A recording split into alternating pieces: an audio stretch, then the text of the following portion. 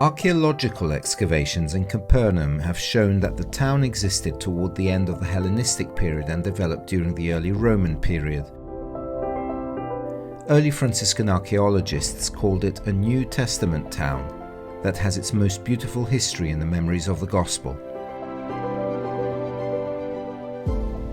It was in 1894 that the Franciscan Custody took possession of the land above the ruins of the city. A long documented work. From 1968 to 2003, a series of reports on the 23 excavation campaigns carried out on the Franciscan property were compiled. Of this town in the northwestern shore of Lake Tiberias, the small quarters with their characteristic basalt stone dwellings, shops and everything that made up the furnishings of the population made up of merchants, craftsmen, fishermen and farmers have come to light. In one of these campaigns, the surprising discovery of the octagonal Byzantine church. On that occasion, the house of Simon Peter came to light, which became the home of Jesus and the Domus Ecclesia of the early Christian church.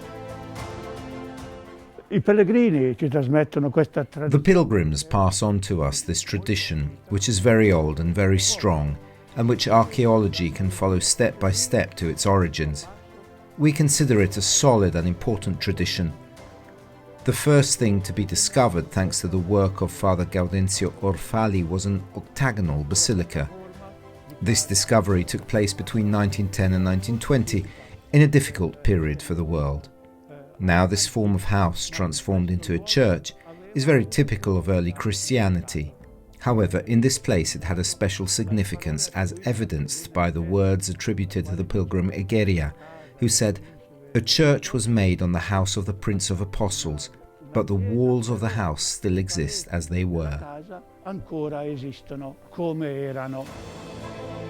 One of the witnesses to this important discovery was Brother Stanislaus Lofreda.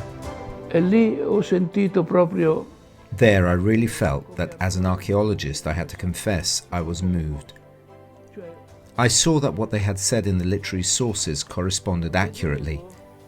The writings say that the house of Peter was turned into a church, although the walls are as they were in the past. La casa è così com'era in antico. On the 29th of June 1990, the memorial built above the house of St. Peter was inaugurated in Capernaum. Two public buildings were built in the center of the village, the synagogue and the church. In the basement of the monumental synagogue, vestiges of the synagogue visited by Jesus linked to the Eucharistic promise have come to light.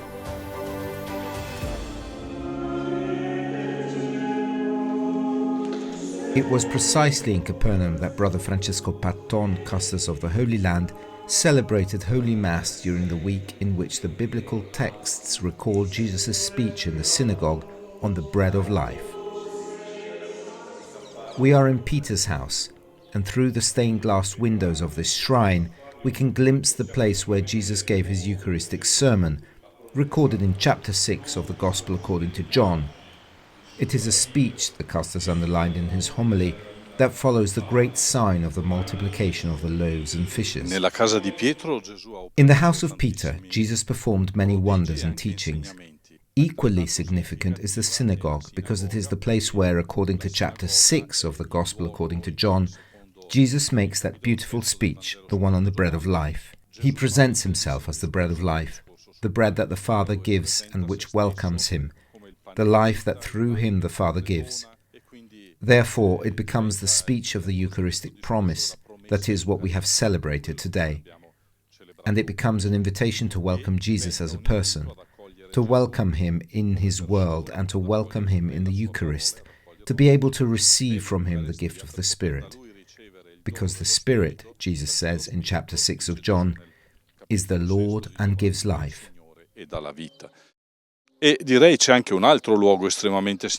And there is also another extremely significant place here, just a stone's throw away.